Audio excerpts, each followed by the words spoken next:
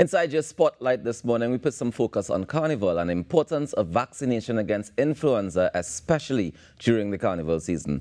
Joining me via Zoom this morning is the Director in the Directorate of Women's Health, Dr. Adish Surju Singh, and Nurse Sherma Alexander Campbell, National Administrator of Nursing Services. Welcome to the show this morning, lady and gentlemen. Good morning. Good morning. Thank you for having us, and good morning to your viewers as well. Not a problem. A very important conversation that we're having this morning. And I want to start with you first, Doc. Just break down first, what exactly is influenza? Right. Again, thank you for having us again. And yes, so at this time, the Ministry of Health would like to sort of relaunch the flu vaccine and the information on the influenza virus to the population. As you quite rightly said in the lead up, that it's Carnival season, and we've had a lot of visitors for the Christmas season, and more will be coming in, and they will be bringing all of these different strains of the flu virus to Trinidad and Tobago. Plus, we'll be very close together. And every year, our statistics show that there's a spike around this time. A lot more persons get ill and hospitalizations increase. So the flu, unlike the common cold, is a much more serious illness, especially in the high-risk population.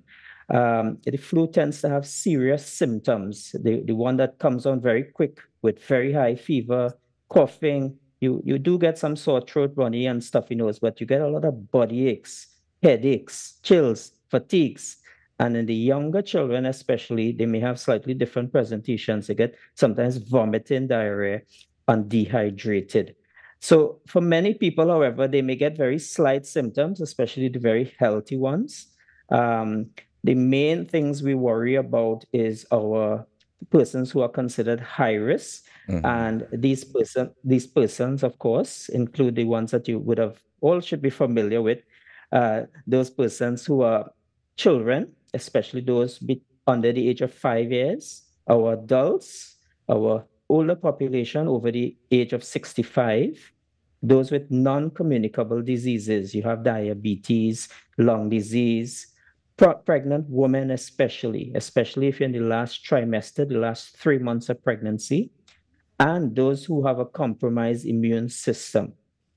We also encourage our healthcare workers and frontline workers as well, who are facing persons all the time, to be immunized, because you can take the virus if you get it to those high-risk persons. Now, Doc, I have to ask, right? Some of those symptoms that you mentioned just now, they sound awfully similar to COVID-19. And we've been hearing about those symptoms for quite some time.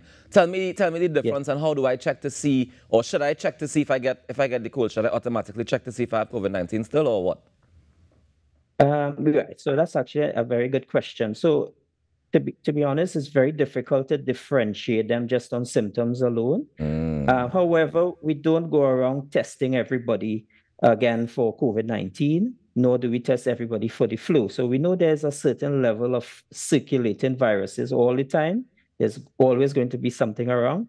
So we tend to test those who may be coming into hospital who are ill at the time. We'll get an index of how prevalent it is in the community. But we don't encourage people to just go around testing once you're generally well. But sometimes it's just semantics in terms of the management. There is a treatment, however, for the flu, in terms of there is antiviral medication and so on that we may tend to start, especially in the high-risk population. All right. Thank you very much for that. Now, Nurse Sherma Alexander Campbell, tell me something. In terms of the spread of the influenza, how do we assist in preventing it? Because, I mean, it's Carnival, we're going to be close, we're going to be going to parties together, liming together. How do we prevent that spread? And again, those are the areas, and which is why, again, we're launching this reminder to the population that healthy practices, so covering your cough and your sneezes, because these the influenza is spread through droplets. So you cough.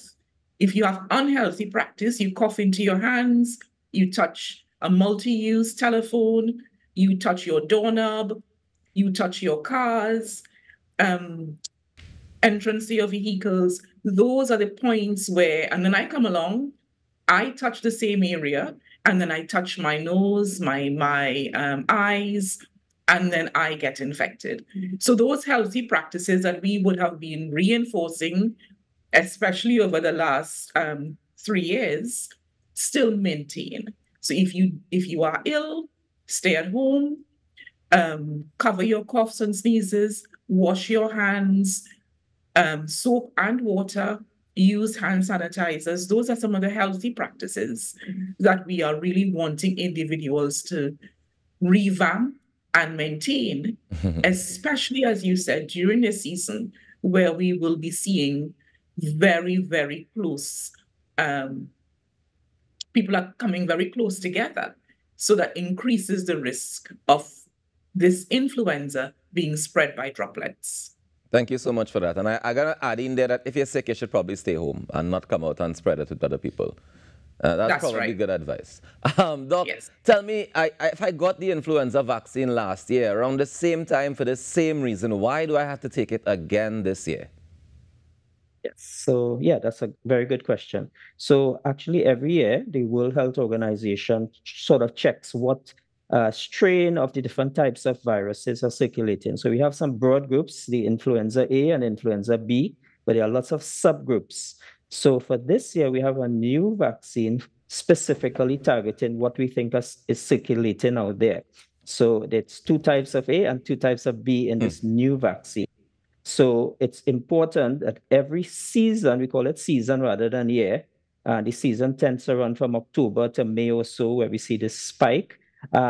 So if you had it in late last year, that would be this same flu vaccine. You don't need another one. Okay. But and as I said, it's important to tell the population, of course, that it's available all the time. Every day we launch it at all our health centers throughout Trinidad and Tobago.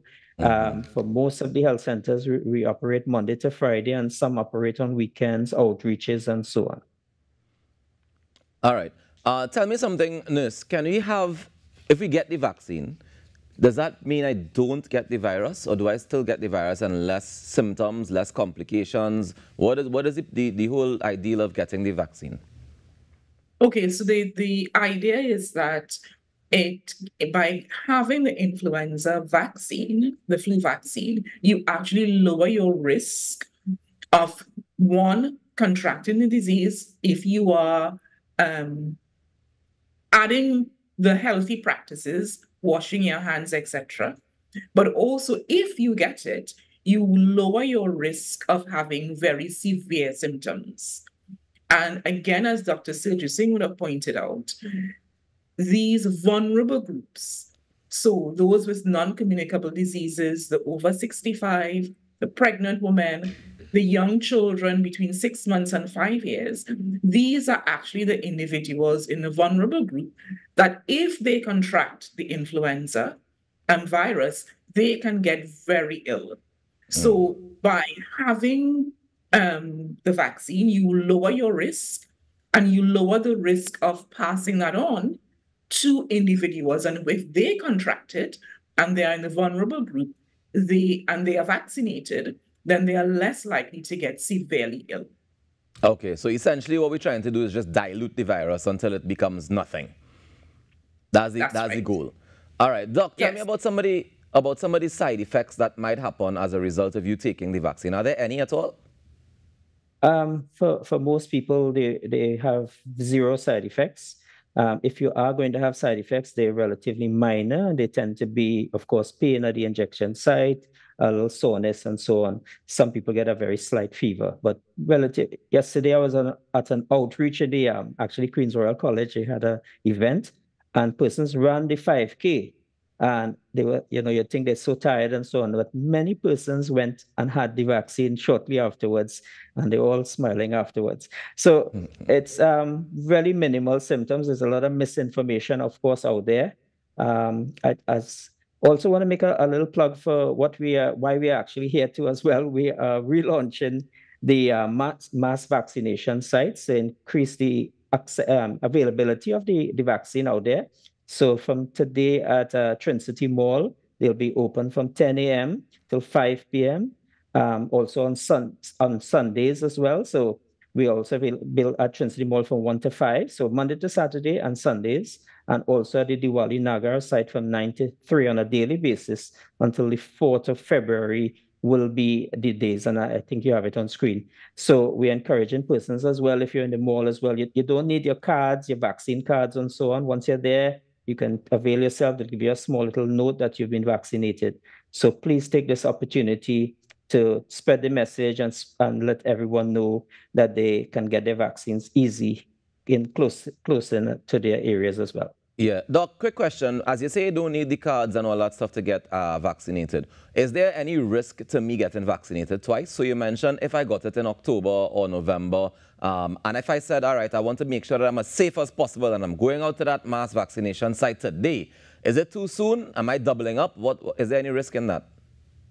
And yes, so actually there is no risk because for the younger ones, we actually do two doses for the younger ones in terms of the recommendations, but we don't really usually give to adults twice. So there isn't any risk in taking, but we would really like to remember we have a certain amount of vaccines and we want to make sure that, one vaccine per person and so on in terms of the amounts.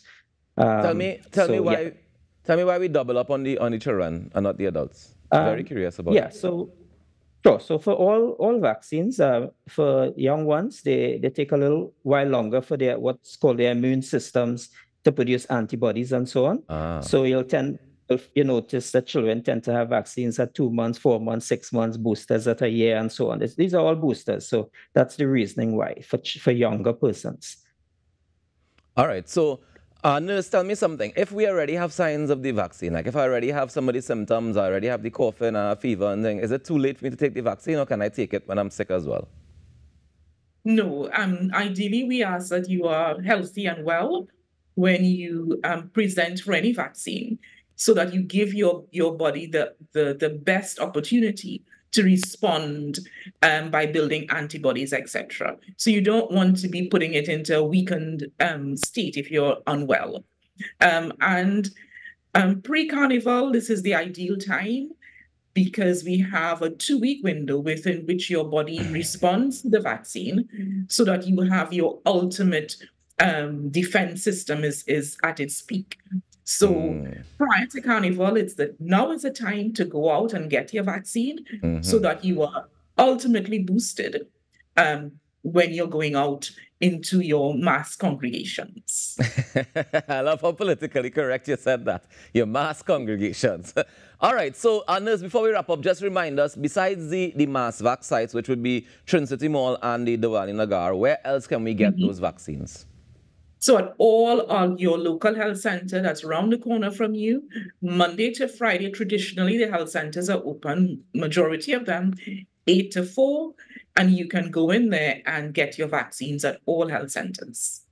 Fantastic. Thank you so much for that. And Doc, any closing words for the public? Yes, specifically targeting our pregnant population. Remember, as I said, this is a very high-risk group.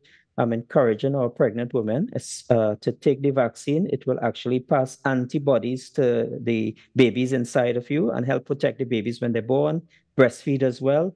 Passes the antibodies to those breastfeeding babies. Pregnant women are especially high risk for this influenza. So I'm encouraging that group. Thank you so much, and thank you both for joining me this morning to have this conversation. Very, very important one. And do enjoy the rest of your day. Thank you. All right. That's Dr. Adesh Surju Singh, Director in the Directorate of Women's Health, and Nurse Sherma Alexander Campbell, National Administrator of Nursing Services, joining us to remind you the importance of getting your influenza vaccine. Again, it's available at Trinity Mall from 10 to 5 launching today, and on Sundays from 1 to 5. At the Diwali Nagar from 9 a.m. to 3 p.m. on a daily basis. You can get it there. You can also get it at your local health center. All the health centers have the vaccination, so you can feel free to avail yourself of it. We take a quick break and we come back with more. Stay tuned.